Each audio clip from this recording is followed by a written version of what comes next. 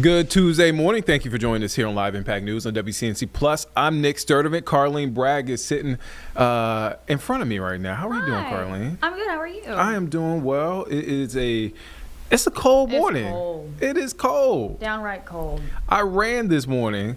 You And did? I did run. Yeah, I ran. I had to get this training in. I got a half marathon in like less than a couple of months. I got to get ready. He's serious about this. I am. Majestic Storm is here. More serious than us. Like, much more serious than us, but that's okay. There has to be somebody in the room. So my hands don't get cold my hands don't get cold during the run. Why? Because they You have warm gloves? up. Well, no, I don't. Because they warm up. Every time I wear gloves, my hands get hot. Oh, okay. And so they warm up. So I'm Yeah. like, I'm not going to run with gloves. Okay. This morning was a little different. My hands were freezing the entire run. First time ever. So In your whole life. You just in my- experienced it his whole life. it started on need to get you January gloves? 20th. I got some gloves, but I usually throw them off like Yeah. within the Yeah. first mile. Huh. And so How long did you go for? I did 4.5 this Good for morning. you. Okay. Yeah, but it was cold. Yeah. It was really cold. I'm like, man, I am the only one out here. Yeah. At least it wasn't all frosted over. Yesterday's Yeah, that was frost on dangerous. the car was so icy where like you had to like I almost had to pull your yank my car door car door open. open. Yeah. Oh man. He's like, sorry, I don't know what you're Sorry. talking about. Can't relate. Because Greg got the garage, and I'm like, we should have switched. Yeah, y'all should have switched. Yeah. Well, I mean, I kind of had to sit there and let the defroster do its thing. I'm like, man, I'm gonna be late for this morning meeting. Yeah. I don't even have a scraper. It's like What? no, it's almost like people who live in Seattle don't have an umbrella, but people Okay. who are also from the north, like, you just kind of deal with it and move on with your life. Oh, I got a scraper. I don't have a scraper. Are you gonna get a scraper? No. Oh. I've made it this far in my life. No. Oh, come on, Majestic. You got No. I mean, it's probably not the best thing for my windshield wipers. I just turn on that, defrosted. we're gonna pitch in and we're gonna get We're Majestic gonna a get you a scraper. scraper. I'm going to show up at my We're desk. gonna go to 7-Eleven down the road. We're gonna get you a We're scraper. gonna get you a scraper. It might not be this weekend when we actually Okay, need it, but okay. But we'll get you a scraper. We got you in mind. One of these days. Well, let's get into it because we have a lot that is coming our way. Of course, a lot of people are talking about this weekend, the big weekend winter storm system that's going to be impacting a lot of states really across the south. So today, we'll start with today. Beautiful, cold, sunny, feeling all right, preparing us for what's to come though. Later on in this week, temperatures will increase. Thursday's still going to be the warmest day out of our work week. Daytime highs nearing 60 degrees, still should be dry. And then Friday, Saturday, and Sunday, let me just say, it looks like it's going to be a mess. And right now, models are still indicating that, yeah, we could have a wintry mix of rain, sleet, snow, but also ice. I think that's going to be the biggest problem as we're heading into our weekend forecast. So we're going to start with what we're watching for, because each day, of course, we're learning more and more as that system gets closer. You got to keep on checking in with our weather team because we do have some changes today compared to yesterday. So the timing right now, it's going to be late Saturday and into Sunday when we are going to see the biggest winter impacts. What will the impacts be? Well, we know there's going to be slick roads. Power outages may become a concern, especially if we get that freezing rain or ice. I mean, that is worst case scenario. At this point, even if you don't like snow, hopefully you're hoping for some snow because in situations like this, you kind of want snow rather than the ice and the freezing rain. You need to just be prepared this weekend to avoid traveling, especially late Saturday and into Sunday, because that's when we're going to start to see a lot of the precipitation spread across the Carolinas. And it seems like the setup is going to bring the cold air that we need and the moisture that we need. Again, we are still a few days out, so we don't have the specific timing exactly on when we're going to see what and exactly what kind of precipitation we're going to see. But let's talk about the forecast right now. Right now, we know the temperatures are going to get really cold this weekend, and they're actually trending to be colder. As far as the moisture goes, it's trending high, and that is steady. That's been ongoing for the last couple of days. We're not seeing more moisture coming our way, and we're not seeing less. It's holding steady, that we know there's going to be moisture here. And then what type of precipitation are we going to get with this winter storm system? Likely an icy mix. We're talking about ice, freezing rain, snow, possible sleet. it is going to be quite messy. So again, here's kind of the big picture setup for us. So you can see that Arctic blast of cold air. It is going to get very cold this weekend with temperatures dropping down around freezing. Highs are going to struggle. Lows, of course, dropping below freezing. Wind chills, feeling like we're into the single digits for some of us and even below zero. But once we have that cold air in place, look at this. So these are precipitation types. Now, this storm system will start to form right around Texas, where Texas could even see some icy glazing of ice as we're heading into this upcoming weekend. So the white, that indicates the snow. The purple right here, that indicates that ice mix. And then the green will indicate the rain. Once we're heading into Saturday night, remember our biggest impacts we think will be Saturday night and into Sunday. This is when we'll start to see some of that ice spread across Georgia as we're heading over towards Alabama, Mississippi. We're seeing those impacts there, and it's showing some white across the Carolinas, meaning at first we could get some snow, but some of our models are indicating that there could be a switch over from snow and then into ice, which honestly is not great. That just means there could be a glazing of ice right over that fresh snow, of course, making for very difficult and dangerous traveling conditions when we're heading towards the weekend. So Sunday could be some of the worst of it, because at that point we'll be all said and done with the precipitation. That purple there, remember, that's where we could see the icing, and at this point we're seeing this extend all the way from Texas, Louisiana, southern Arkansas, and it extends all the way through the Carolinas.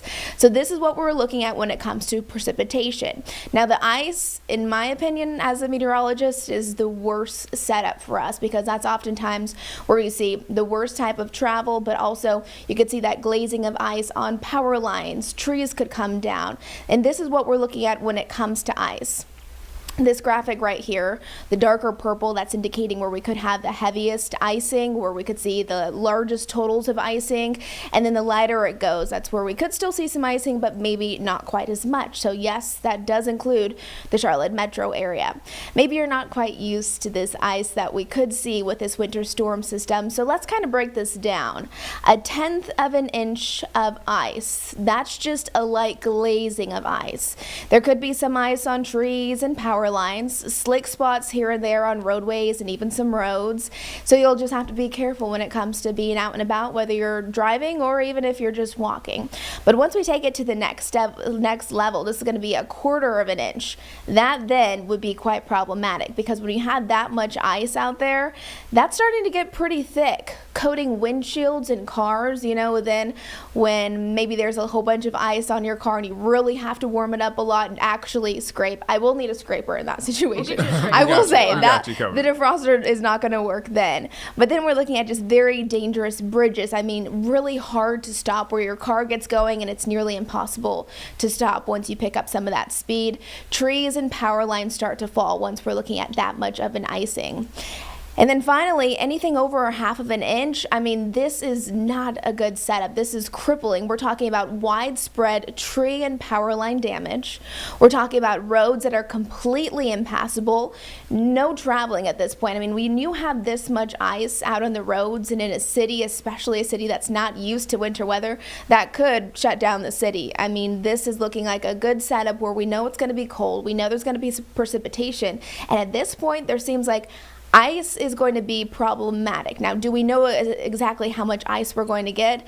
Of course, not at this point, but a lot of our models are showing there will be spots and possibilities of actually seeing that ice. When it comes to winter weather chances this weekend, that blue right there, which is indicating most of our viewing area, 50 to 70% chance. So our chances and our trends overall, they're continuing to increase. So the overall potential for winter weather looks more definite, especially compared to last weekend's storm system. As far as our impact window, of course, we're going to continue to narrow this down and fine-tune the forecast as we're getting closer, but I know this is on a lot of people's minds. We're saying really between 7 p.m. Saturday and 7 a.m. on Sunday. That's when the precipitation is going to be moving through the area, when we'll have some of the coldest temperatures. Freezing rain is that rain that falls, it hits surfaces, and it just completely freezes on contact of everything. That's going to be a problem. Icy roads, possibly even some heavy snowfall. So 7 p.m. Saturday into 7 a.m. on Sunday will be the worst time frame. So if you had plans this weekend to travel, it is not going to be the best time to travel, and not just in and around Charlotte, but this is going to be really across much of the South. Now, are we still 100% certain with everything? No, I don't think so. I think there's still a lot more to learn as we go over the next few days, but I think it's pretty certain that this weekend is going to be messy and there will be winter weather. Still, we're figuring out where that low is going to move. Is it going to move straight over Charlotte? Is it going to head over to the east of us a bit more? And how far east could it go? Because all those things really make a difference. Again, you can see that line, the pink one, which is indicating the most ice, and really what a lot of models are agreeing with. That's where the low is likely going to track. So there's a lot of things that we're continuing to look at and follow.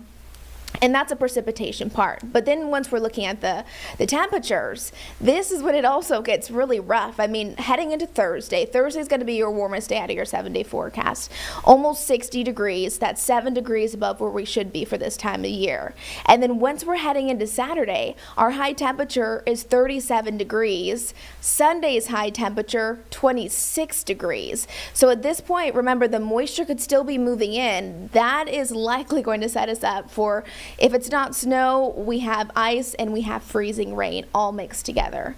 Then after that, next week, still starting out very chilly. Now, those were our highs, but then look at our lows. So we're heading into a deep, deep freeze. So this could be problematic, especially if you live in an older home. You're going to want to make sure to drip your faucets. You don't want your pipes to freeze, especially when it comes to such winter weather. And also, just make sure you have the things that you need so that you don't have to actually travel Saturday, Sunday. It's hopefully only going to last a couple of days, but kind of just depending on how much ice we actually get and how long it actually takes to warm up afterwards, that could play a big factor in the forecast. So that's what we're watching for now. Right now, it's beautiful. It's cold though, 32 degrees, kind of calling this the calm before the storm. I think that seems fitting because definitely a stormy weekend ahead. For your forecast today, it's going to be cold but sunny, a high around 48 degrees. And then I just want to wrap this up showing you your 7-day forecast. Here it is, sunny skies through Thursday, warming trend on the way. And then unfortunately, I mean, maybe it's fortunate because it's happening during the weekend when people are mostly home, kids are home from school already. Yeah, not looking great. Friday, rainy, but remember, Saturday starts out not great, but the worst of it will be Saturday night and into Sunday when we're seeing that transition from rain to snow to possible freezing rain, and like I've mentioned through this whole forecast, the worst of it being the ice. And I think the ice continues to show, model after model, that that's going to be a concern across the Carolinas. So And ta-da! I have a question. Yes. So I guess depending on how much ice or whatever we get, Monday morning could be a little problematic for folks. Like refreezing? Definitely. I Yeah. mean, well, Sunday, our high is only 26 degrees. Yeah. Ew. Sunday night, people are going to sleep. The precipitation's gone. Our low's 23. Yeah. I mean, nothing's going to melt. Yeah. Even on Monday, I mean, not until Monday afternoon do we reach 35. So we could see a little bit of Okay. melting by that point, Monday afternoon. But 35 would be our high, so it wouldn't be that much melting. So could we have school delays on Monday? If this forecast plays out how it looks like it's going to pan out, I think yes. That could be a little difficult. Majestic. I thought you were going to come in here with some good news. Well, the ice and the bad road conditions, not great. If we could just have like a snowy weekend, that could be fine. Yeah. If At it this just point, happens once a year, you guys, like, it's okay. But unfortunately, it she's doesn't. right. We want snow, not ice. Yes. Yeah, okay. And yeah, it yeah, doesn't no, seem no. like it's going to be just snow. I guess I'm just like not down for any of it. You We're over don't it. want We're- it. You and I are. We were very over it, but you know. You guys were over with it before it Before even we even started. got Right, it. right. We're over it. But yeah, I would rather have snow. Oh, Yeah, man. that would be best case scenario, but Doesn't look that like that's ice is gonna just be- the worst. Yeah. But we still have some time, so that Yeah. those projections and they could change. Yeah, and I'm sure that they will. Okay. Just stay home. Oh yeah, stay home. Yeah, I tell Make people that some all the soup. time. Yeah. You know, I always loved soup like playing activities. out in the snow, as a kid. And, Yeah. like if you have kids, send them out to play in the snow. But the problem is if we get snow and then a glazing of ice, it's like you Yeah. can't even build can't a even good play. snowman No. or anything because it just gets so icy so fast. and it's not safe. No. No. Can't even play And outside. also, if anyone's watching who has any outdoor animals, please, Please bring you them. got to Oh, yeah, come up yeah, with a yeah. game plan for them. You It's got to. 2026. Bring those pets inside. Yeah, you got to protect our furry friends. Yeah, Right. it's gonna be very cold. Yeah. And I mean, wind chills even on Sunday. I forgot to mention this. Sunday wind chills. It's gonna feel like we're in the single digits. So this forecast just kind of getting worse and worse. Man, just the haymaker after haymaker after haymaker. Majestic. No, but thank you. This is important information. Folks need to know it's Tuesday, so Yep. we have a lot of lead time. Yep. So this is the information. So we want you to know what's happening, what's projected to happen over the weekend. Majestic, thank you as always. Of course, we'll do it all over again with updates, and of course, our weather team will be here all weekend covering it, especially if the impacts are big. Yeah, we can't tell you to stay home. No, Yeah. got my sleeping bag ready to go. Majestic, thank you. Let's take a quick break. We'll be back here in just 2 minutes here on Live Impact News on WCNC Plus.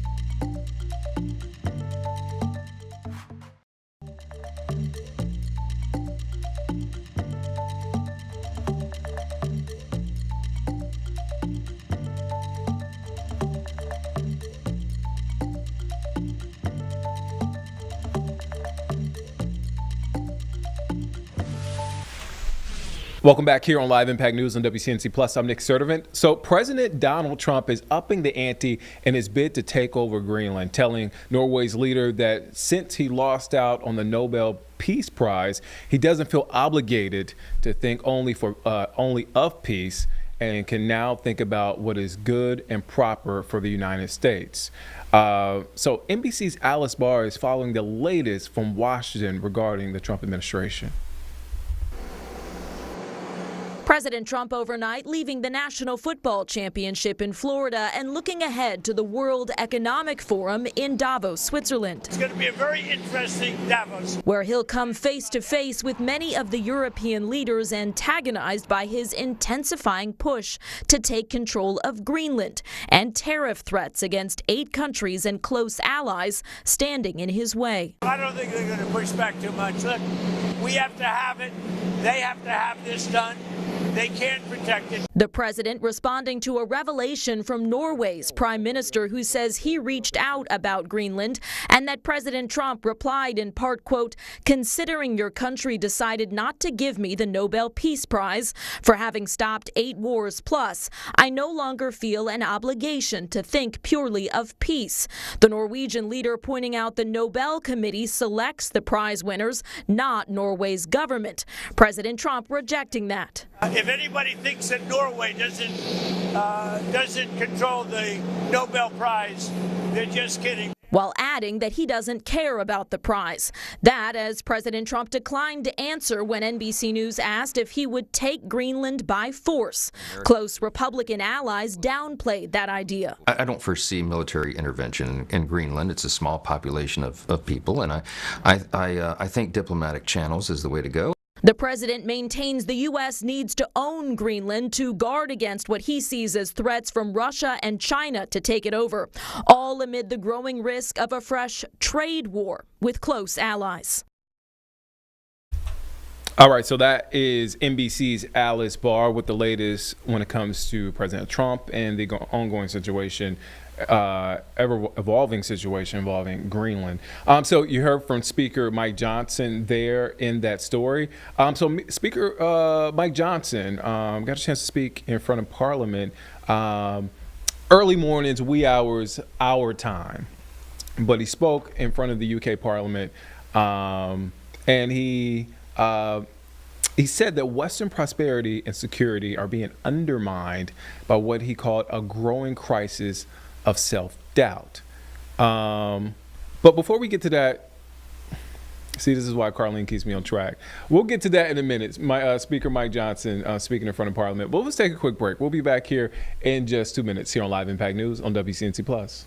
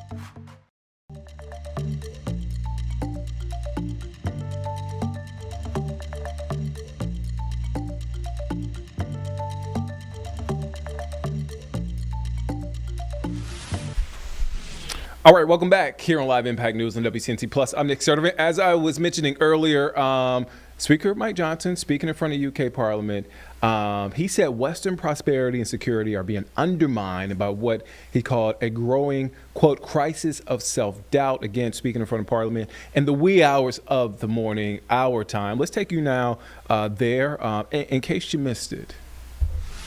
Mr. Speaker, Mrs. Johnson, Ambassador, honourable friends, my lords, ladies and gentlemen, on behalf of the UK Parliament, it's my pleasure to formally welcome Mrs. Mike Johnson, Ambassador, Speaker of the US House of Representatives, to the Palace of Westminster, the UK Parliament, to mark it's my pleasure anniversary to formally welcome the American Declaration of Independence, the 56th Speaker of the US House of Representatives, to the Palace of Westminster, of course, to mark. You and I have met on several occasions of the American Declaration of Independence, which has always been a pleasure as the 158th Speaker of the House of Commons, of course, to welcome. You and I have met on several occasions. A fellow Speaker to the Mother of Parliaments. But it's always been a pleasure as the 158th Speaker of the House of Commons to welcome trade dispute as over tea at the Boston Tea Party. A fellow Speaker to the Mother of Parliaments. We've only just about forgiven you for that trade yesterday, so I'll say no more about any others. Our first trade Mr. Speaker was over tea at the Boston Tea Party. We've only just about forgiven you for that trade dispute. Resilience, so I'll say no more about any others. Let me take you back in time. Mr. Speaker, our cross-Atlantic relationship began more than 400 years ago. It's a testament just down the road from here. Mutual respect. The founding fathers set sail on the Mayflower for the London. Our cross-Atlantic relationship began more than 400 years ago.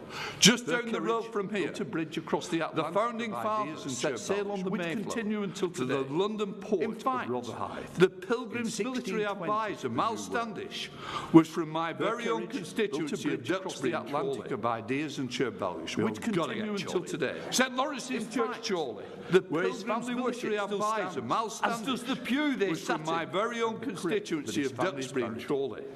Interestingly, that same church, St. Lawrence's Church, the US flag, where his family was presented by the United States Army Air Force in 1945. After tens of thousands of American servicemen passed through Washington Hall in the US flag during the Second World War, that was presented by the United States Army Air Force baseball games, sweets, nylons, rations for local people. After tens of thousands of American servicemen passed through Washington Hall in Chorley, the streets in my constituency, such as Mal Standish Way, Washington Lane, baseball games, sweets, nylons, rations with local people. And local as I prepare for this occasion, I've been reflecting on my constituency, which led up to Mal Standish Way, Washington Lane, and the ways in which the vision of the founding fathers and the constitutional convention have led. I've been reflecting on events to share values, which led up to a very different Declaration of Independence. The War of Independence, the ways in which the vision of the founding fathers and the constitutional convention led to our two countries not share values ended, but very Treaty of Paris in 1780. The War of Independence, effective in 1787, the Constitution was agreed. A year before stating the ideals of liberty and self-government. It was not officially ended. The US, until the treaty founded in struggle, that struggle against Britain. That struggle resulted in constitutional government and your federal system, stating the ideals of liberty and self-government. The very early stage of this struggle took time. The US founded in struggle against Britain. That struggle resulted in constitutional government and your federal system. 1787. Even the very early stage of this your great Pelican state of Louisiana held US constitutional history did not end in 1787. Fought indeed, your great Pelican state of Louisiana became and to make its own state in 1812. Those arrangements. The point I want to make: those arrangements are very different from ours for freedom, and for the right to make its own political party to sit in the and to make its own decisions about how those. You are very much a part of your party. Your role is very different than mine. Apologies for that. Sounds like we have a little bit of a technical issue with the audio there, but let's take a quick break. We'll be back here in just 2 minutes here on Live Impact News on WCNC Plus.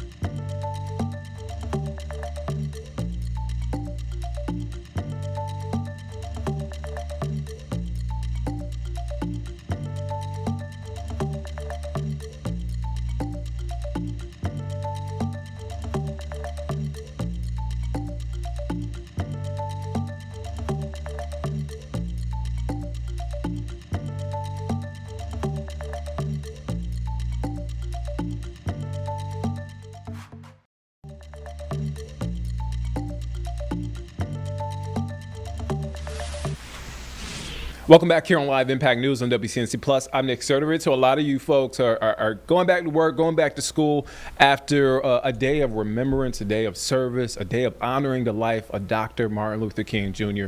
So yesterday we showed you so many celebrations happening not only across our area but across the country to honor the life of Dr. King. And over in Columbia, not far away from here in Charlotte, they had King Day at the Dome. The South Carolina State Conference of the NAACP holding this event there in Columbia. And U.S. Senator Cory Booker gave the keynote speech at that event. Let's take a listen in case you missed it.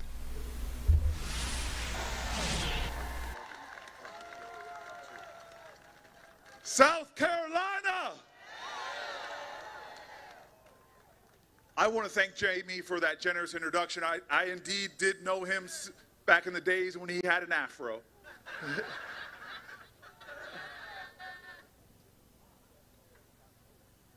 I want to be quick. I will not be speaking for 25 hours. I want to be brief. The hour is late and the temperature is cold.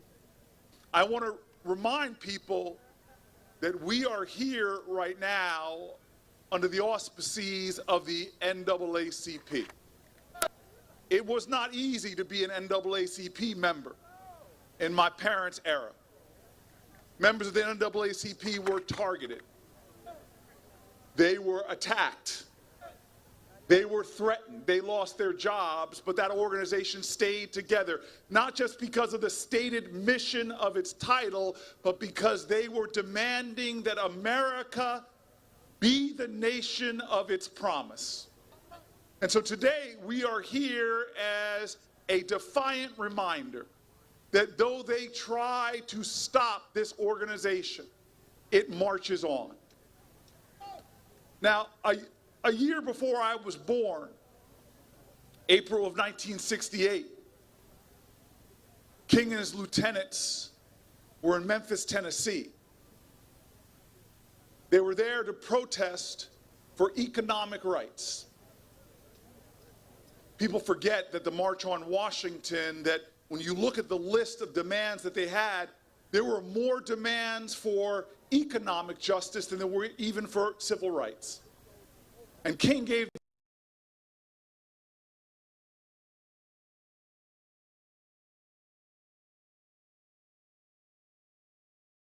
this is where the assassin's bullet came from. What was interesting to me the first time I went there was that there was a stone mark.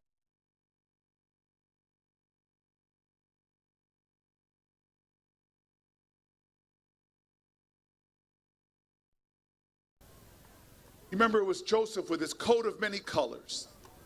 And his brothers saw him and they proclaimed these words that the fathers and mothers of that community wrote on that tablet, and this is where what is written today where King was slain. The words from the Bible, "Behold, here cometh the dreamer.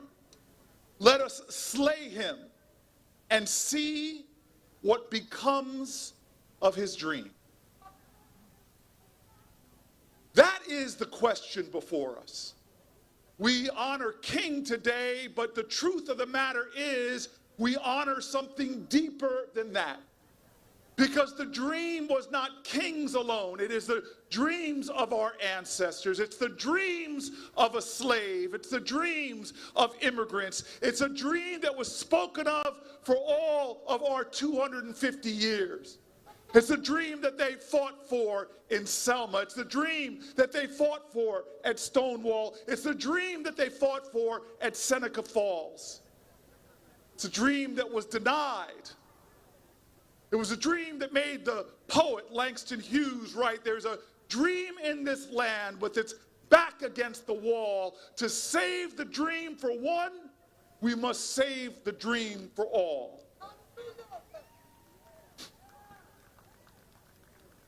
I will tell you today that all of us are here because of the people who fought for us and cried for us and sweat for us and bled for us. We are here because of heroes of past who fought for labor rights and union rights. They fought for women's rights. They fought for civil rights so that we could make real on the promise in the Declaration of Independence. We hold these truths to be self-evident, that all men and all women are created equal.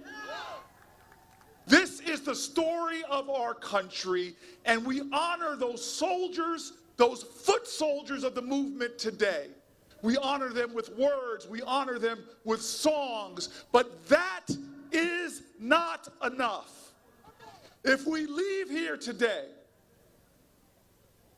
and we don't carry with us the fierce urgency of now, then we have failed as inheritors. We have squandered the wealth. We have surrendered the power. Because what can you say of the American dream today? Well, I will tell you what I believe. I believe it is time that in our generation, we redeem the dream. We need to redeem the dream because still in this nation, people are going bankrupt because they can't afford their medical bills. We need to redeem the dream because in this nation, people who need life-saving prescriptions can't afford them. We need to redeem the dream because in our nation, millions of people work full-time jobs and still find themselves in poverty. We need to redeem the dream because Social Security payments are still low and too many of our elders live below the poverty line. We need to redeem the dream because while China and Germany double down with their investments in public education, we are defunding our schools and not providing for our children. We need to redeem the dream because we have too many of our young people who don't believe the dream works anymore, who see themselves unable to pay for their college education, think that a house for them is beyond their reach. We must redeem the dream.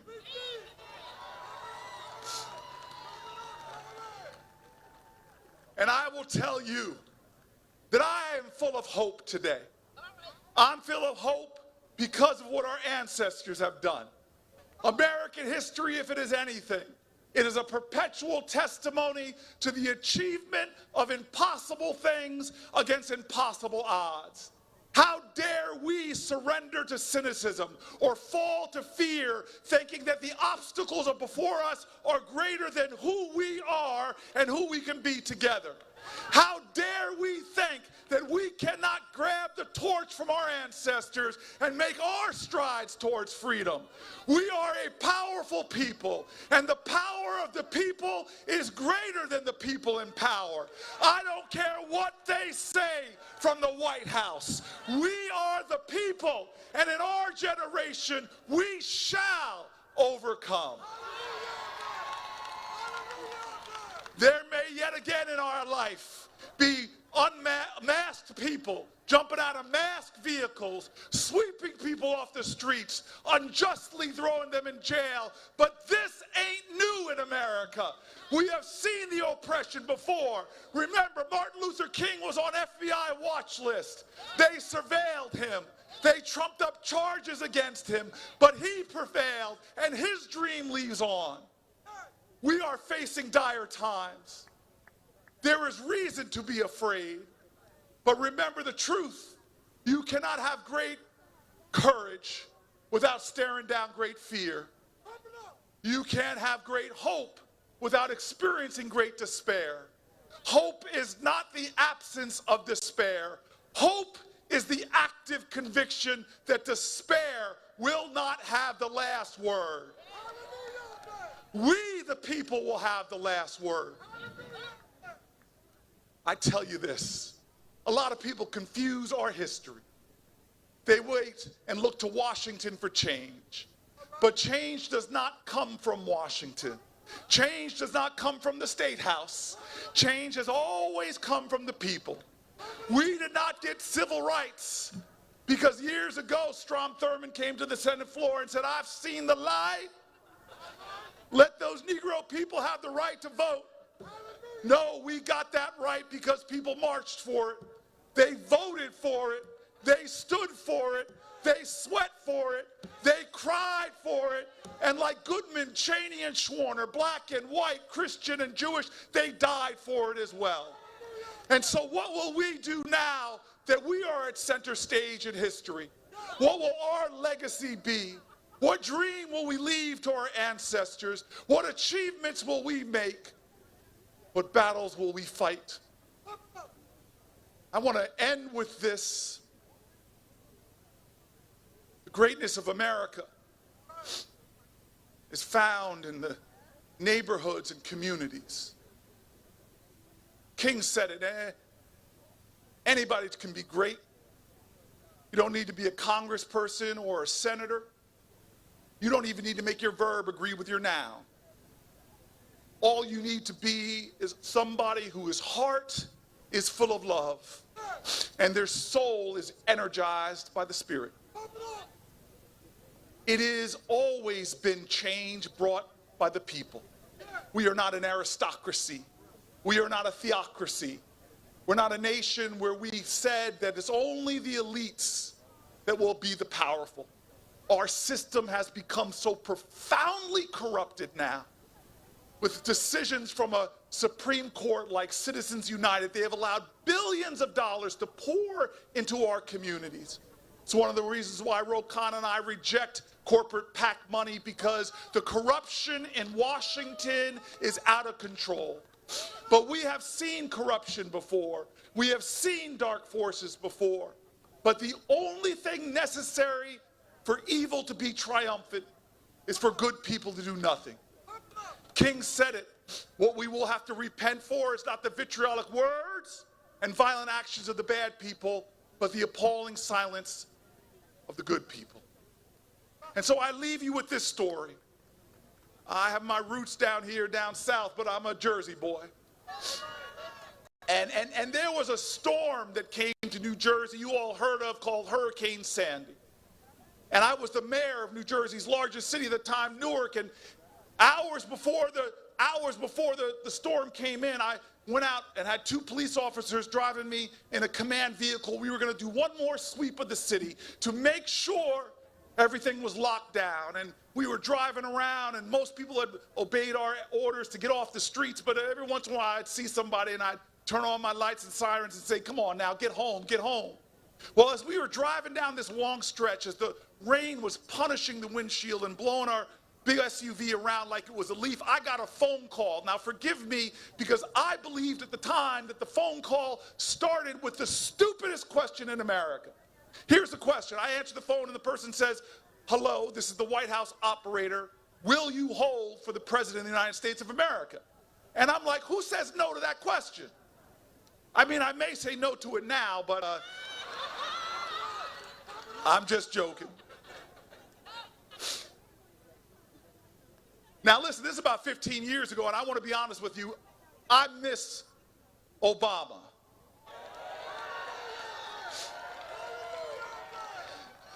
Now I miss Obama, I miss her husband too, but I miss Michelle. And so I tell the operator, yes, I'll hold for the President of the United States. Next thing you know, I'm talking to my second favorite, Obama. And it was a beautiful conversation. Talk about a man of grace and a man of generosity. He not only talked to me about the federal response, this is why I'm so upset, and Ro Khanna and I are working against the cuts to FEMA, but he said, Corey, we're with you. I hung up the phone feeling affirmed, feeling encouraged in a storm. And then my phone rings again. And I answer it, no operator this time, but I recognize the voice immediately. It's the governor of my state. Now, you all don't know who the governor was about 15 years ago. You never heard of him. His name was Chris Christie. You guys don't know who that is. But this is not a time for partisanship. It is not a time for tribalism. When there's a storm, it's no left or right. The storm we're experiencing now, I'll tell you this, Republicans need health care just as much as Democrats do. Republicans deserve jobs with dignity just as much as Democrats do. People want to divide us, but we need to remind people we have common cause and common pain that should give us common purpose.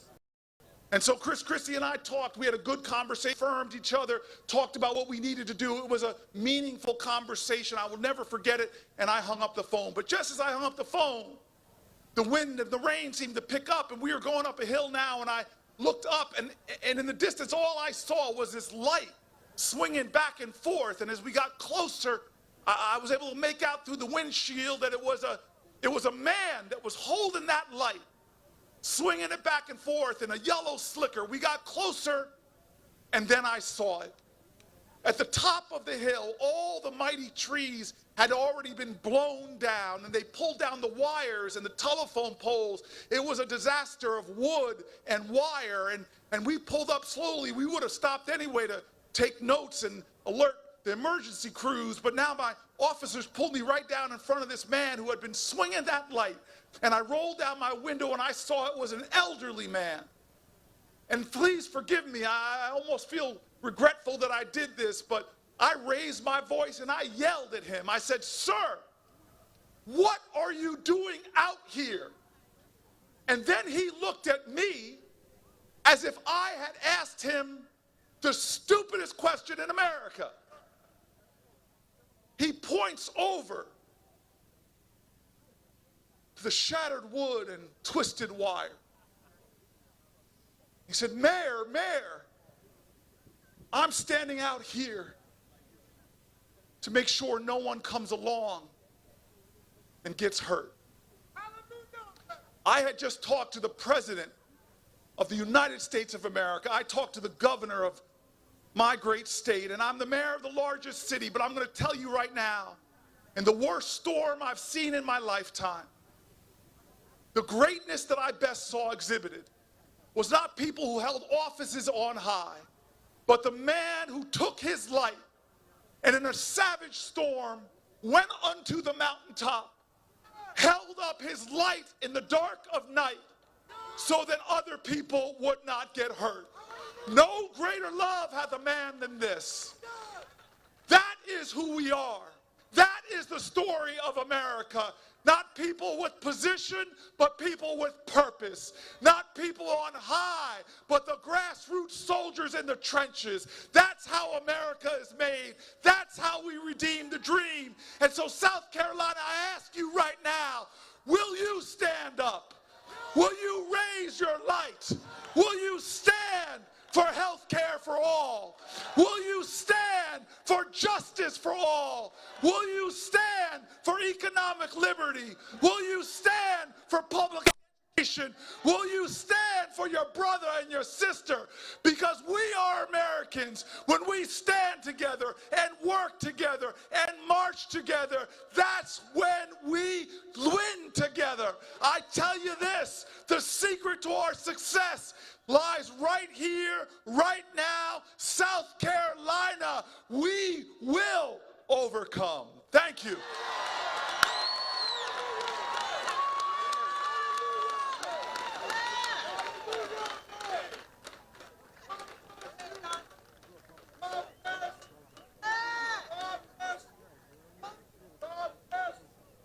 Can we give Senator Booker another huge round of applause?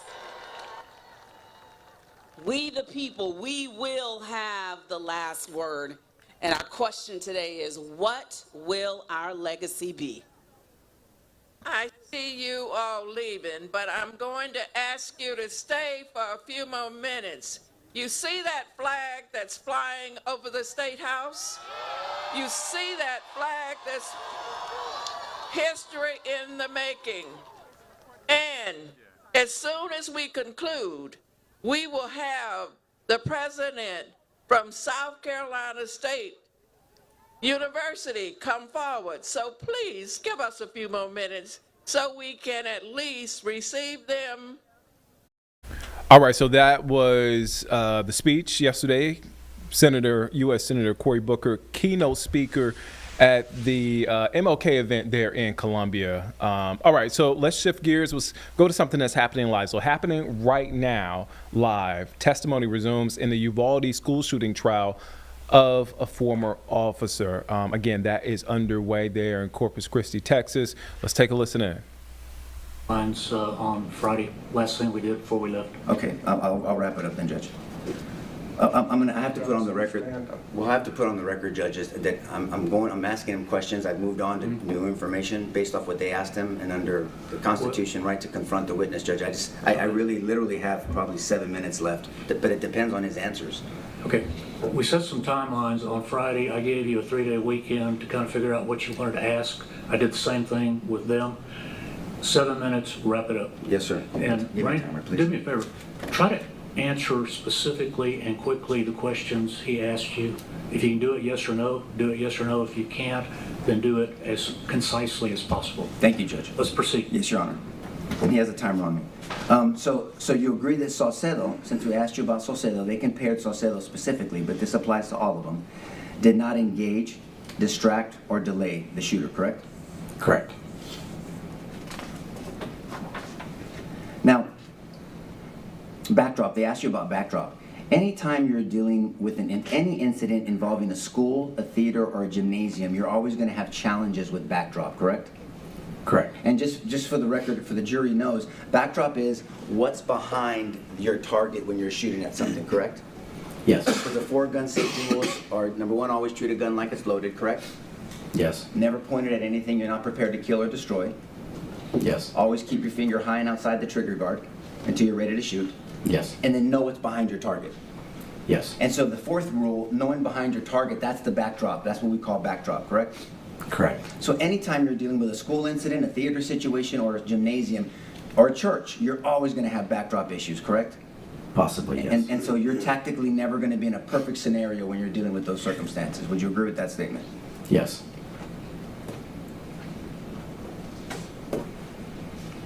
Now there was 46 seconds before the shooter crashes. There is a SUV that opens that gate. Did you see that in the funeral video? 46 seconds prior to. I do recall some activity, but I don't recall the specifics.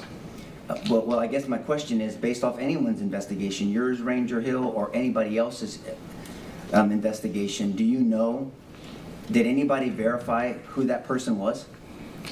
I don't recall the specifics about that. But you agree that that person unlocked the gate and opened it 46 seconds before the shooter crashed? I do recall there being some activity there. And other Rangers testified to the fact that we wanted to make sure that there was no co-conspirators or no one helping the shooter, right? Yes. Did anybody verify that that person, who it was? Was it a teacher? Was it someone helping? Because that gate is open and it should have been locked, correct? It was generally, that would be locked. From what I recall, there was a delivery of some sort to the school, but I don't recall the specifics. Do you remember that delivery was to Amy Morin on that corner, that black truck? That was that delivery. Remember that? Yes. Okay, so this is something different. And I don't know who this person is. I'm asking, did you or yourself or any of the Rangers verify who this person is? I did not verify. And I think it's safe to say that the shooter did not plan to crash, right? I don't know what the shooter was thinking at the time. But if the shooter didn't crash, then that gate being open would have made it much easier for them to drive all the way to the front and then to commit the heinous crime that they did, correct? If the gate was open, yes, it would provide another access point. Yes. Right, but you're saying that you don't have knowledge of anybody verifying who this person is? I know that I didn't. When it comes to containment, 3 minutes in. When it comes to containment, we would agree those first 5 officers that entered the school, they contained the shooter to 112 and 111. Yes. Because if they were not there, it could be possible that the shooter could have gone to other classrooms and did the same thing. Yes. And just out of curiosity, do you have your last name is Hill? Yes. And Officer Randy Hill is spelled the same way. Any relation to Randy Hill? No. Okay. Thank you, Ranger. Pass the witness, Judge. State, redirect. Thank you. Ranger, would you explain to the jury what your part of this investigation centered around? So as I stated earlier in my testimony, I was reassigned to this investigation in September 2022 to assist with managing the large volume of information, nearly 3.2 terabytes worth of data. The data included 2,352 pieces of physical evidence, 779 audio-video recordings, and 11,745 photographs. I developed a database application specifically for this investigation to help build a foundation of organized information. And so if I could ask, basically, your part of the investigation was the analysis of body cams? Correct. Dash cams? Yes. Videos? Yes. Dispatch? Yes. 911? Yes, as well as photographs and visual observation of the physical evidence. Okay. Because at the same time, there was an additional work being done as far as asking witnesses questions. Is that correct? Yes. And that was not what you were to oversee? Correct. So your testimony is about videos, audios, dash cams, things that are verifiable? Yes. My main objective was to extract all of the possible fact-based information, that information from verifiable evidence sources such as audio-video files, photographic evidence, or observation of physical evidence. Okay. Now I'd like to talk to you about Officer Hill. Mr. Turner, microphone. Excuse me. Officer Hill, is that correct? I'm talking to you yes. about Officer Hill. Randy Hill, yes. Yes. And we had played the dispatch. That a dispatch for Randy Hill was to Old Carrizo Road? Yes. And is that where he stopped? He was dispatched from to 715 Old Carrizo Road, which would populate as the main entrance to the school, which is adjacent and very, very near the intersection of Old Carrizo and Geraldine. And is that approximately where Officer Hill stopped? Yes. And on the way, he got information to set up a perimeter. There was radio traffic about a perimeter. All right, you're taking a live look inside the courtroom there in Corpus Christi, Texas. Officer on trial for the Uvalde school shooting. So testimony is underway and is continuing there. Let's come back here at home. Let's take a quick break. We'll be back here in just 2 minutes here on Live Impact News on WCNC Plus.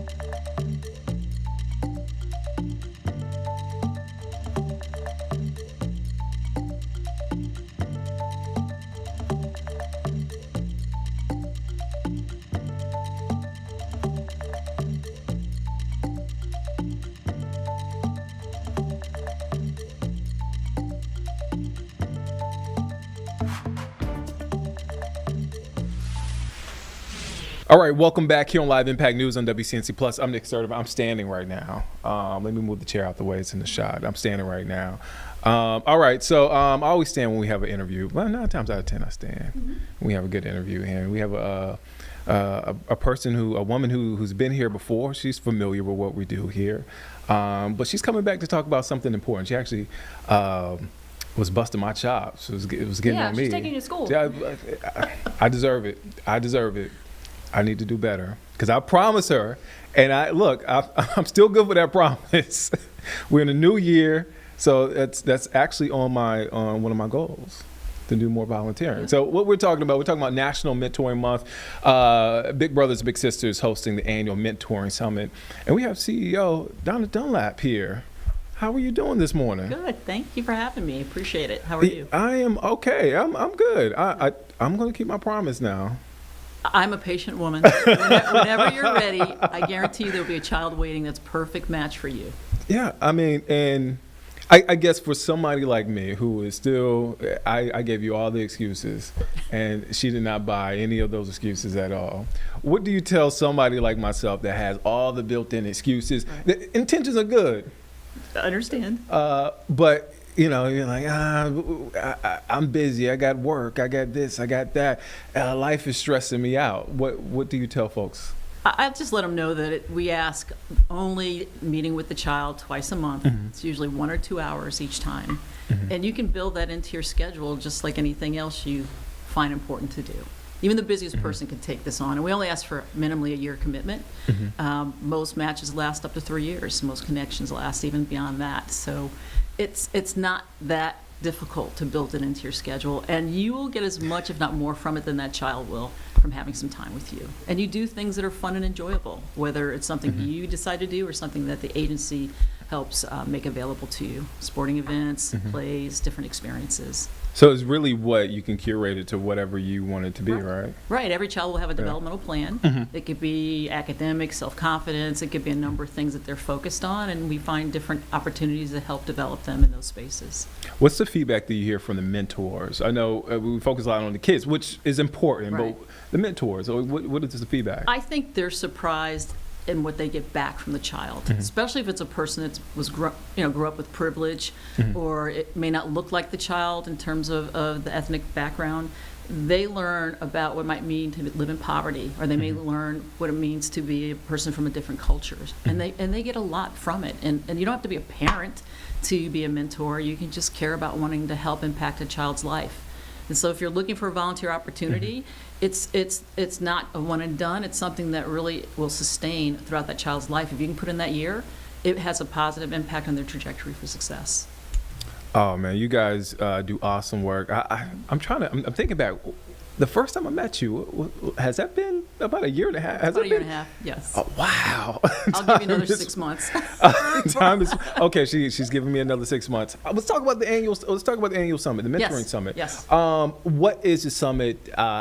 How do you kind of bring this thing all together?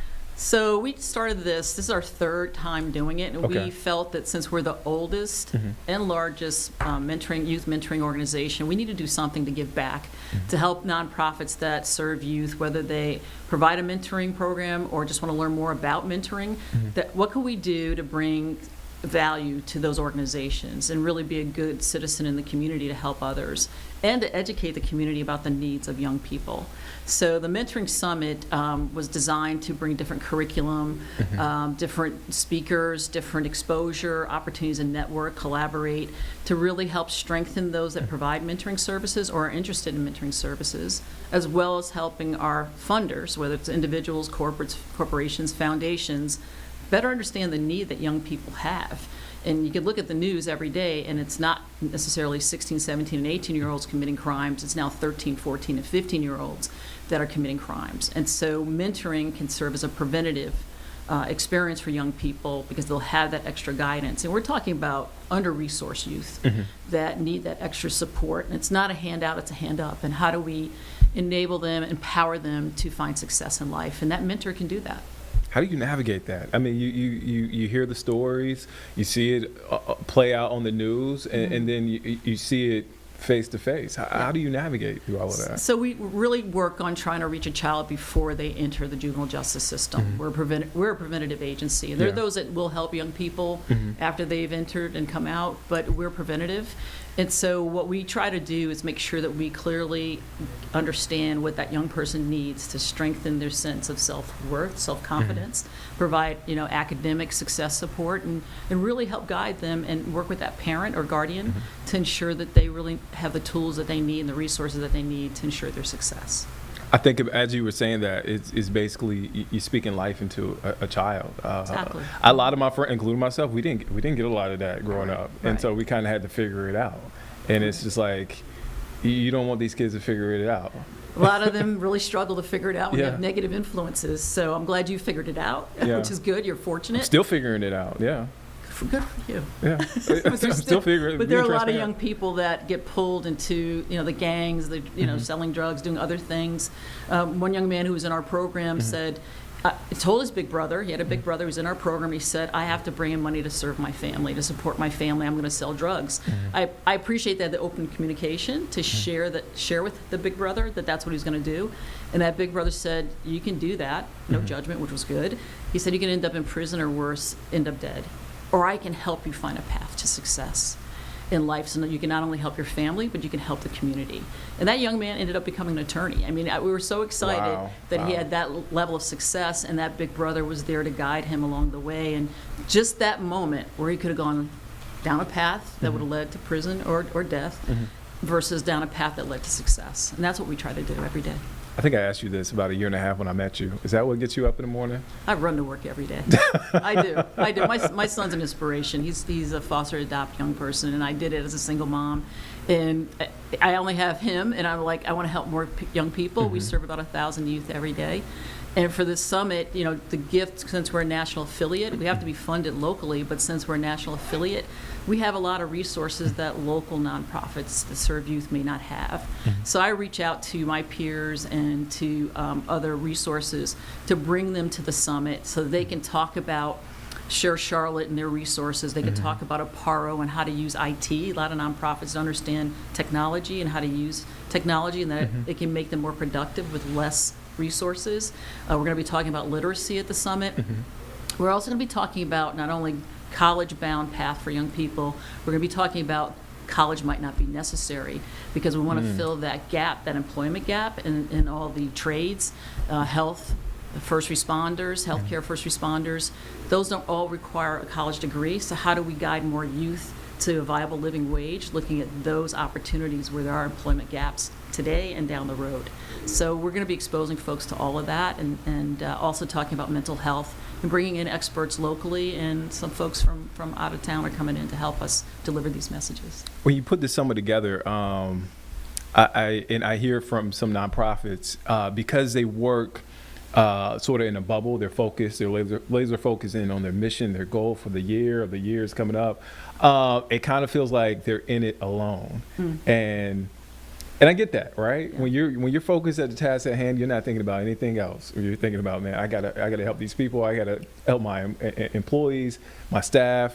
For this summit, is the goal, and correct me if I'm wrong, is the goal to bring these nonprofits together to let them know, hey, you're not in this alone. You can call me. You can call Johnny up the street. Right. It's an opportunity to collaborate, and it's an opportunity to connect.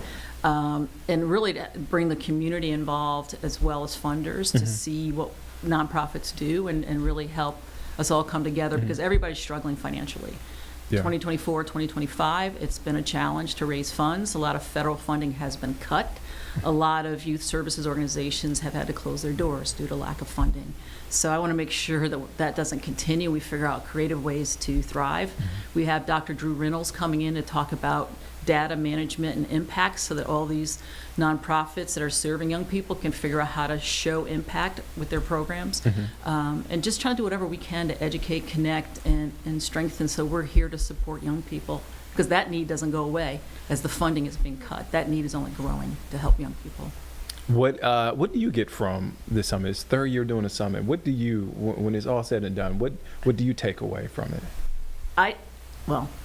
Personally, yeah. I just I can't reach the 50,000 children that are either living in poverty or being considered at risk. I can't reach all of them. We serve 1,000 children. I feel a personal responsibility to be able to help those other organizations be even more effective in empowering young people. So if I can bring them some value add so that they can continue to help close that gap, then I know more and more young people are getting the support they need. Wow. Yeah, it's as you mentioned, it's tough out here for nonprofits. I heard the stories, but the kids, they need us. They do. And these are good kids. They just need help. They just need some support and help. When I did this will be my 10th year next month. It'll be 10 years, and I first thought these were going to be troubled, bad children. These are young people that love the attention, that one-on-one attention, that one-on-one experience, doing things that they've never done before. I mean, I've been a big sister 2 times over. My first little sister graduated from high school, and I'm still trying to help her find her way post-high school, and I have a 13-year-old that I support now as a big sister. Do you see yourself in these young people? Now, and some of them adults and in their careers? Well, the 18-year-old said, I wouldn't have made it without you. When I think all I'm doing is just cheering her on, and for her to say that, she goes, I would not have made it. I would not have graduated if it weren't for you being there without judgment and supporting me. I just never thought it was that big a value. I just cared about her, love her. I mean, she's like my surrogate daughter. So, and the 13-year-old, we've been matched for about 1.5 years, and that relationship is building and growing too. It takes a little bit of time to make them feel secure in the relationship, but knowing that they can depend on someone outside of their family is what they're looking for. Oh man. All right, let's get back to the nitty-gritty. The annual mentoring summit. I know we've been talking about it. When and where? Give us all the details. Sure. It's this Thursday. It's 9:30 to 3:30, UNC Uptown at the Du Bois Center. We're going to have between today and tomorrow special promotion. It's just $20, and that includes a hot meal, lovely catered hot meal, salmon, chicken, all those yummy things. Okay. But what we're going to do, if you register between today and tomorrow, is for the $20, it registers at one person and bring a guest. So 2 for the 20. Come on in. I want as many people as possible to be exposed to all the different presenters we have. I don't want money to be getting in the way of people having this experience. So please come. I promise you, it'll be a memorable experience.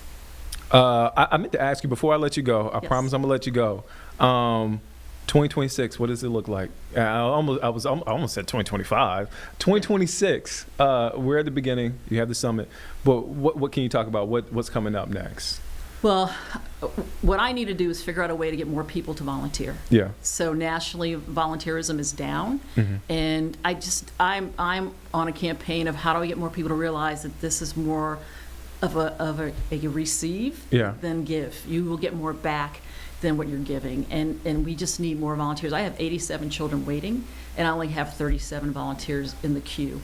And so I'm trying to expand my partnerships with construction companies, with CMPD, with other organizations that will help their employees be inspired to want to give that 2 to 4 hours a month to help support a child's development. Why is volunteering down? I'm curious. I don't know. It's a national problem. I just saw it on the news the other day that it's just, I guess everybody's so busy and wrapped up. I mean, with all the things that are going on, with prices going up and job insecurities, I think people are focused here. But I'm a strong believer that if you give out, goodness comes back to you. So just want to inspire and encourage people to want to volunteer. If it's not with us, just find something you're passionate about and just give it time, because the need is great and growing. It's funny you said that. My stepdad, Reggie, said that recently. Yeah. So Miss Donna, thank you. Donna Dunlap, CEO, Big Brothers Big Sisters. Make sure you check out not only the Mentoring Summit, but everything they have going on. They do great things, and you still have my word. You still have my word. Look forward to it. I still have 6 months left in that, I guess, in that lease, right? And I'll promise to be your personal mentor as you mentor. Okay, that sounds good to me. I didn't get that promise last time, so this is whatever it takes. Donna, thank you for your time. Thank you for stopping by. Let's take a quick break. We'll be back here in just 2 minutes here on Live Impact News on WCNC Plus.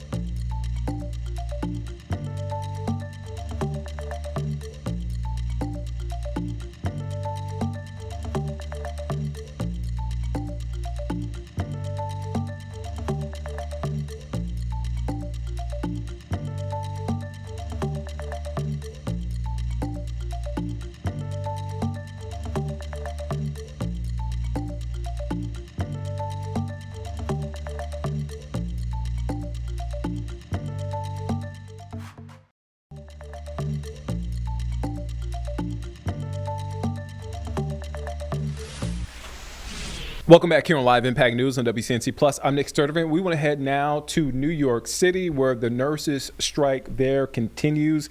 New York City Mayor, Eighth day. Eighth day. Okay, thank you for that. I was looking for the day. So, eighth day into the strike, New York City Mayor Zohran Mamdani spoke. Also, we heard from Senator Bernie Sanders a little earlier. But let's take a listen into what's happening right at this moment. To process the trauma.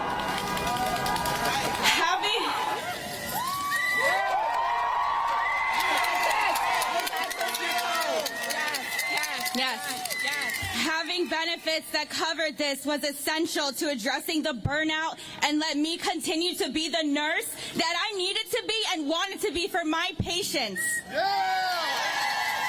I also had a very challenging pregnancy and was considered high risk.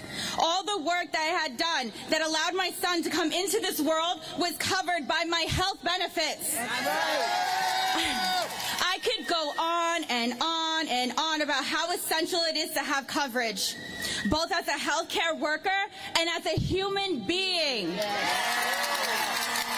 It is ridiculous that the institutions responsible for keeping New York healthy can't even commit to maintaining healthcare benefits for their nurses. I shouldn't be out here begging for my health care. No. You all shouldn't be out here begging for your health care. We should be back at the bedside where we want to be. But I will keep yelling and I will keep marching until our employers deliver on our health benefits. I appreciate our elected officials being out here yelling alongside us. I wish we didn't have to do this, but nurses' health and our patients' health is too important to give up the fight. Thank you. One day longer, one day stronger. One day longer, one day stronger. One day longer, one day stronger. Okay, nurses need to be healthy in order to take care of their patients. We need to nurses take care of New Yorkers. So who are taking care of us? Those greedy employers need to come to the understanding that we need a medical coverage. Without a medical coverage, like my sibling just said, we cannot come to work. We cannot take care of our families. So we are saying nurses need their medical, and we need no change, and we need it now. I would like to acknowledge all the support that we get from the Taxi Workers Alliances. Okay, our next speaker is the one and only, my friend, my sister from another mother, the Executive Director, Patricia Kane.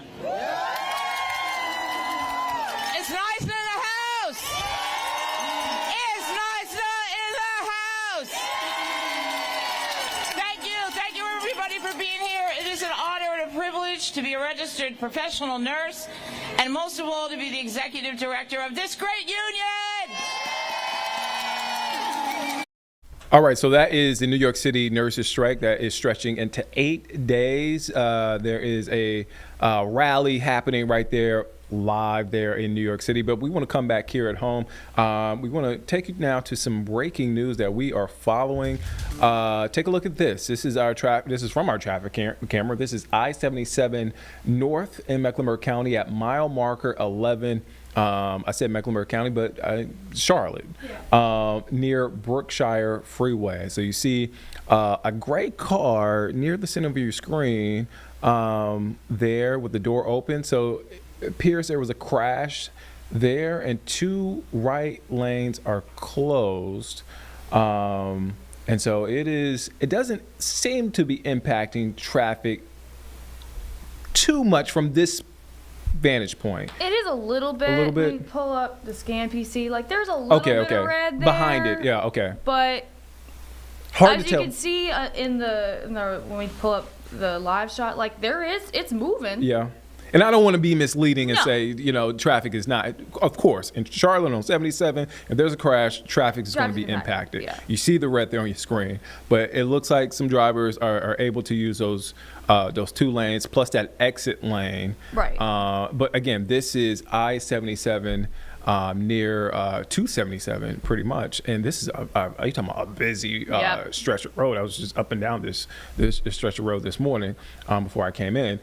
So again, 2 right lanes closed. I drive this way every day. Yeah. Like on the way home. So like I know it can get. It's impossible not to. It can get backed up real quick. It can get backed up real quick. But it looks like there is. I thought I saw a tow truck pull up. It looks like something. Also, I mean, that car, if you're looking at me, that's completely the wrong way. Yeah. It's facing sideways. So we don't know exactly what happened. We just know it was a crash there on that stretch of I-77 North. So okay. That is that, and as soon as we get more information, as soon as it clears, we will make sure to update you. But let's take a quick break. We'll be back here in just 2 minutes here on Live Impact News on WCNC Plus.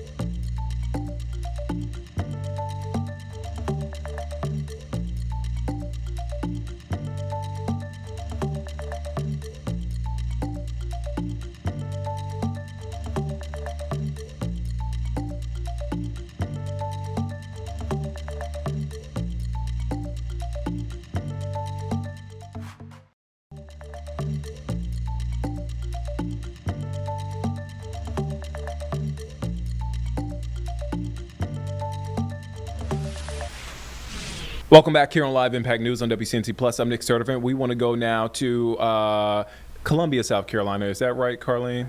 Columbia, South Carolina, where Congressman Ralph Norman is speaking about the state's infrastructure. Let's take a listen in. With a 1 to 2 seat Republican majority, there are 124 members in the chamber over here. You know how many are Republican? 70%, 88 to 36. Senate, 48 members, 36 Republicans, 12 Democrats. We've got a supermajority of those who campaign on less government, less taxes, less government. And there is no excuse on not just putting this a priority. The public is demanding it now, and there's no other excuse for that. We must finally start putting professionals in position of authority to deal with these issues. I watched the championship game last night. I watched 2 teams. They recruit specific talents in different positions. The head coach was recruited because he won. We've got to start making our roads and bridges winnable. And we can do it, but you've got to get the people in place who know what they're doing. Lee Gilreath has built roads. I have built roads. We've made mistakes, but we fixed them. South Carolina, for as long as I can remember, it's been an afterthought. Folks, that's going to change. Under my administration, we will thoroughly research, we'll search for and we'll get the best talent all over the country. If we can pay a football coach millions of dollars to coach a football game, which the game ends after the championship, roads never end. We're on them every day of our lives. It's just like air. They're a necessity. Folks, I'm the only candidate in this race who has built roads before and run a successful business. The fix is simplify infrastructure problems to get government out of the way, provide transparency, accountability, and the funds necessary to solve the problem. We've got all the money we need, but it's putting money in the right places. It's getting government out of the way, and it's getting accountability back to an area that cannot wait any longer. I will tell you quickly things that I will not stand for as your next governor. Increasing taxes and fees to, quote, fix our roads. Spending wastefully on pet projects rather than on core government functions. Thank you to the legislators here who have already found much of the plans that we can implement. I'm eager to stand behind them in everything that they do. Now is the time to demand accountability on the #1 issue that I see in South Carolina are roads and bridges. The words only has got to stop, and it starts right here today, January 20th, 2026. Thank you for being in attendance.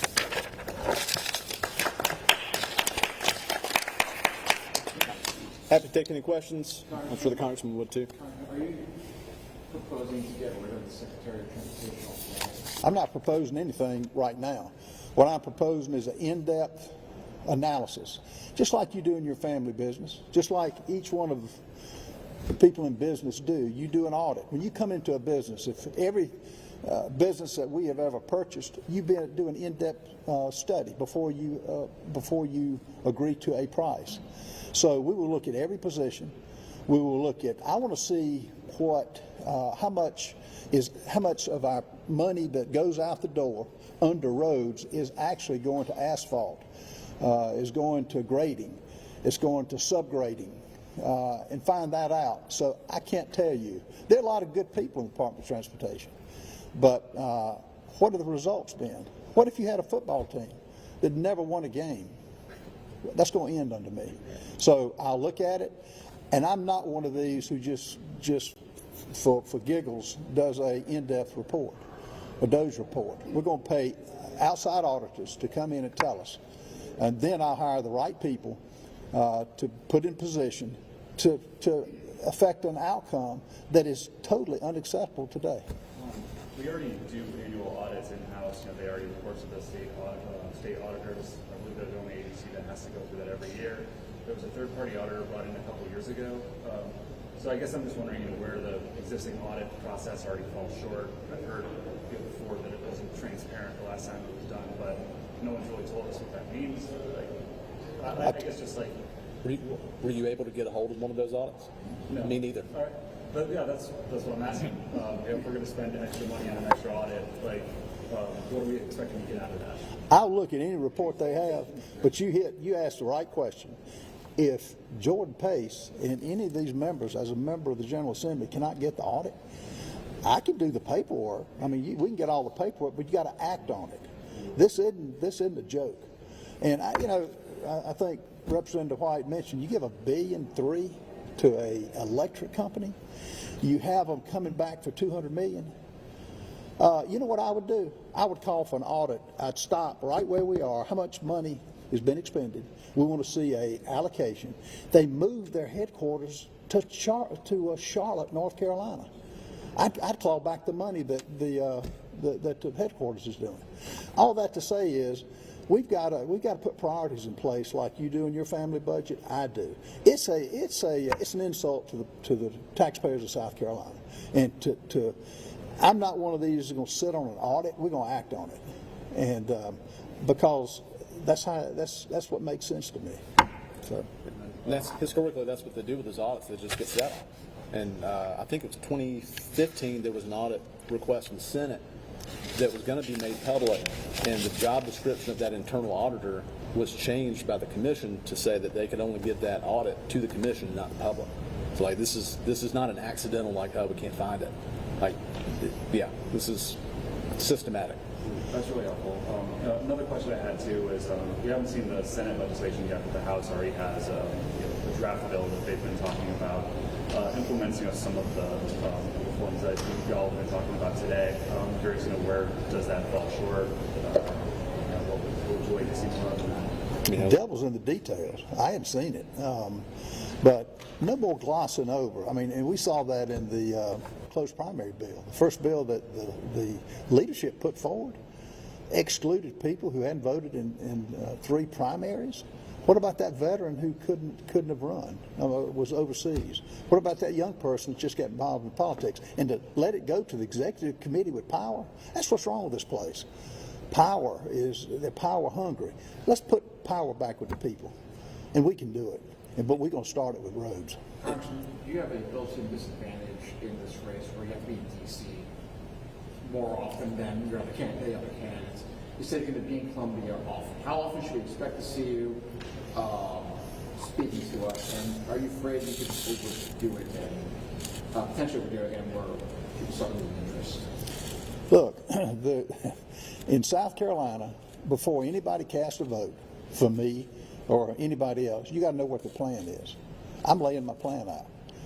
Now, some may have interest in some parts of it, but my interest is South Carolina. That's what these guys, their interest is in. So would I wear out my welcome? When I become governor, I guess you can make that case that if I wear my welcome out, I'm accountable to we the people. But it's fair to not keep people guessing. Where are the other candidates? What's their plan? What's their plan on gambling? What's their plan on more giveaway incentives? Are they going to give more of our money away? Do they agree with scouts selling directly to the public? Answer the questions. Any question is fair. It's fair game. You ought to ask me tough questions, because as a chief executive, look, every 4 years we get married to a CEO of the state. Every 4 years, and I would argue every 8 years. Every 8 years we get married to the CEO who handles the budget, who calls out the National Guard in emergencies, who spearheads where the state is going, and you can't divorce them for 4 years anyway. You can't annul the marriage. You're stuck with them. And the example I would give you of those that have done so much harm, Tim Walz. Look at what he's done to his state of Minnesota. Joe Biden, look at the damage he did for 4 years. And folks, time is, particularly on the issue we're facing today, roads and bridges, for the truckers to be paying a citation fine for going over a bridge that they can't go out and build if they want to. That's government's plan. And I think Joe White mentioned earlier that government exists for education, it exists for safety and infrastructure, and we've fallen down on the job. So I welcome any criticism I get. They're going to hear where I stand, but I think people want to hear that. Nick, on that point about picking a new leader every 4 years, a new CEO, we mentioned keeping the lieutenant governor accountable for SCDOT. There's already a process for removing agency heads, from the advisory consent of the Senate. Presumably, if the LG was in charge of SCDOT, they'd probably be removed every 4 years by impeachment, right? So I guess I just want a clearer explanation about how this makes the agency more accountable than with appointed head by the governor.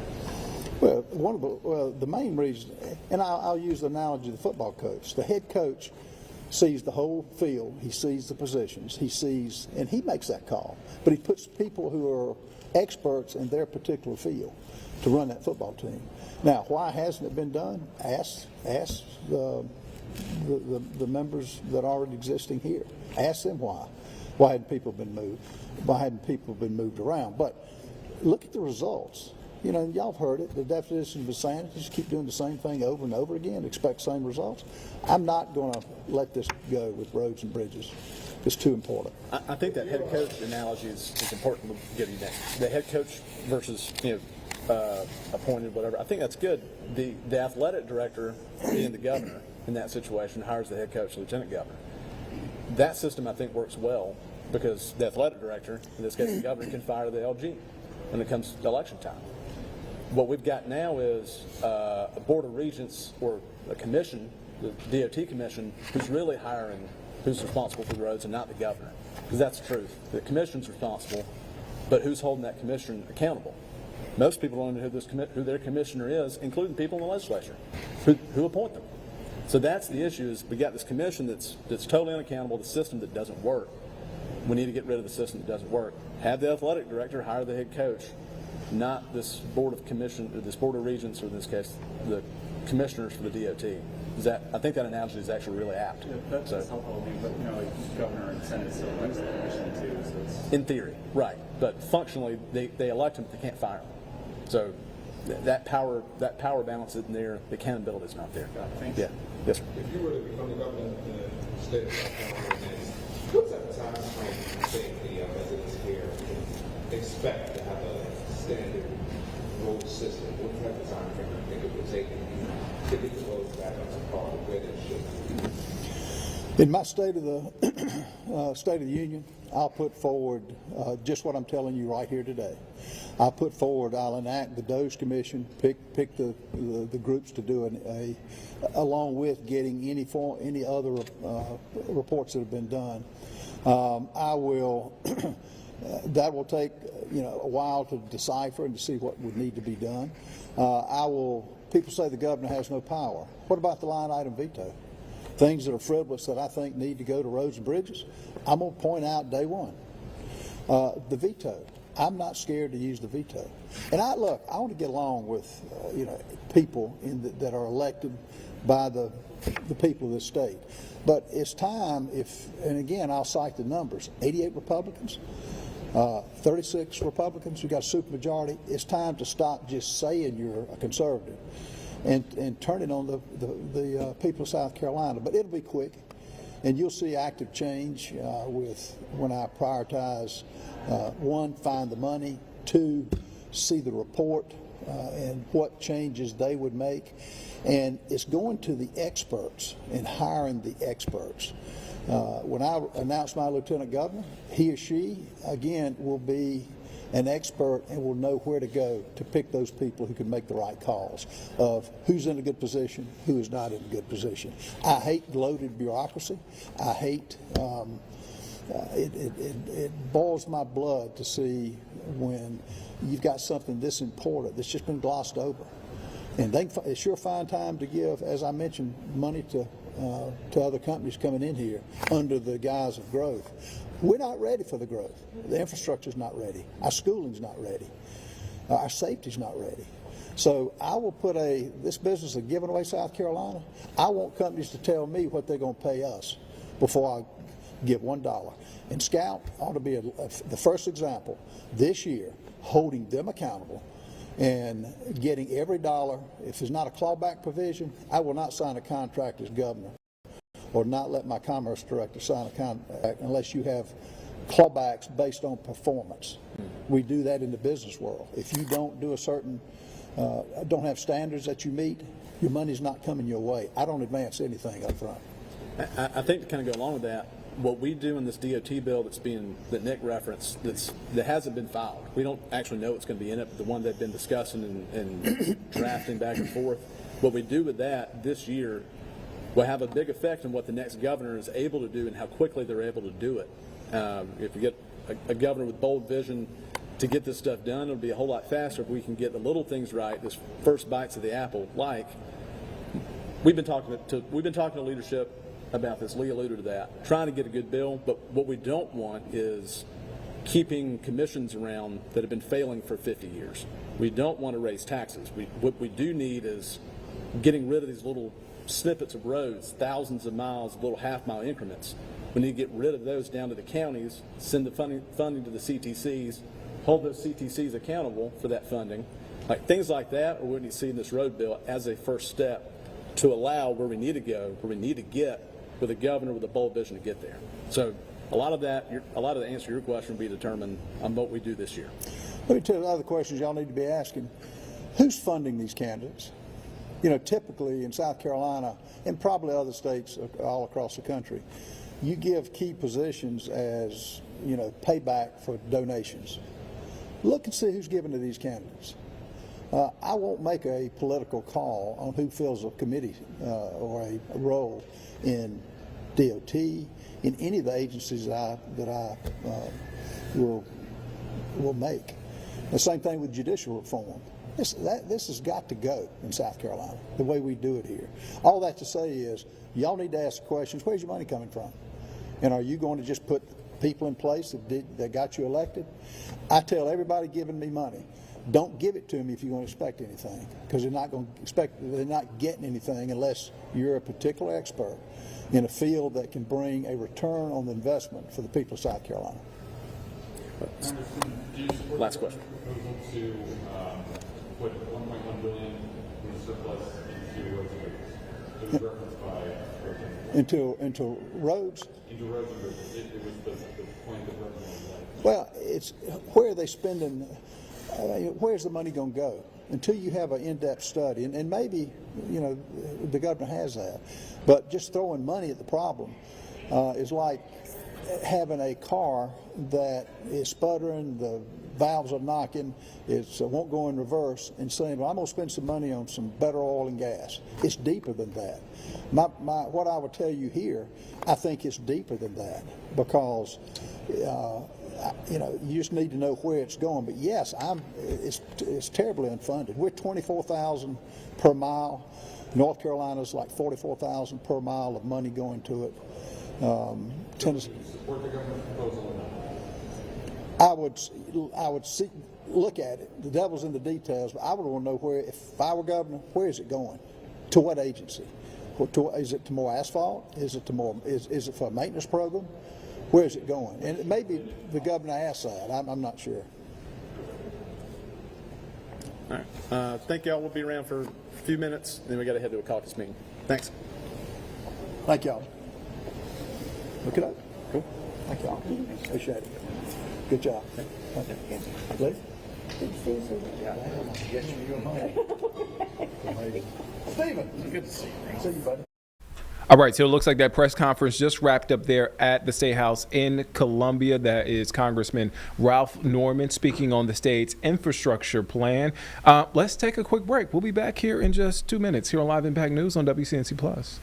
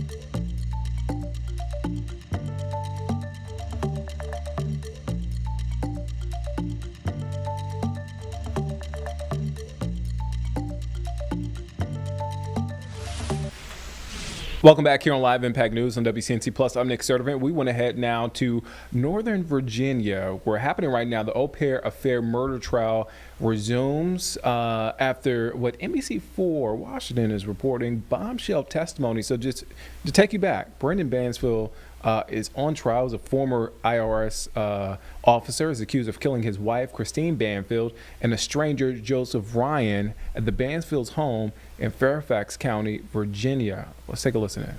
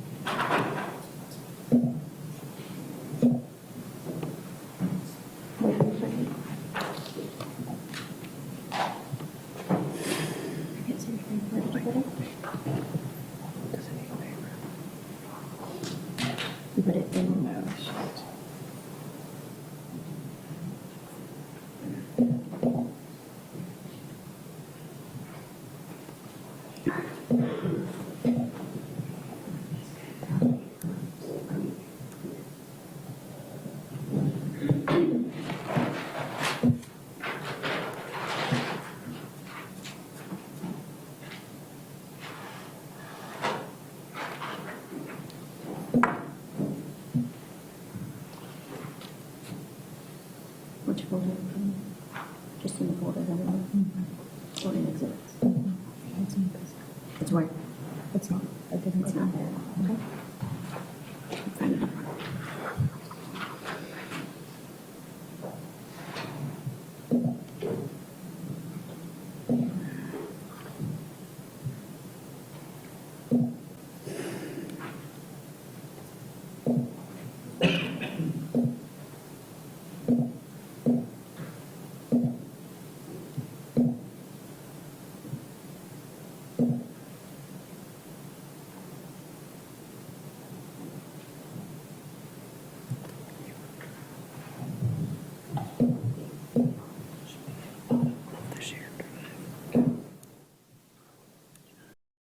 All right, so not quite sure what's happening, but again, this is a live look inside the courtroom there in Fairfax County, Virginia. The Au Pair Affair murder trial underway there. Again, still trying to figure out what exactly is happening. It looks like they're maybe dealing with some technical things happening inside the courtroom there. But just to give you a quick background, again, Brendan Banfield's trial is picking back up after last week's bombshell testimony, photos, and forensic evidence. I'm reading this sort of, timeline from NBC4 Washington. So Banfield, a former IRS officer, is accused of killing his wife, Christine Banfield, and a stranger, Joseph Ryan, at the Banfield's home in Fairfax County, Virginia. Prosecutors say the killings were part of a calculated plan so Brendan could get Christine out of the picture and start a new life with the family's au pair. The two began having an affair months before the killings. That's according to what was testified in testimony. So again, this trial is underway. Do we hear any audio? Do we know if anything is going on? All right, well, let's come back out. Let's come back out and let's take a quick break.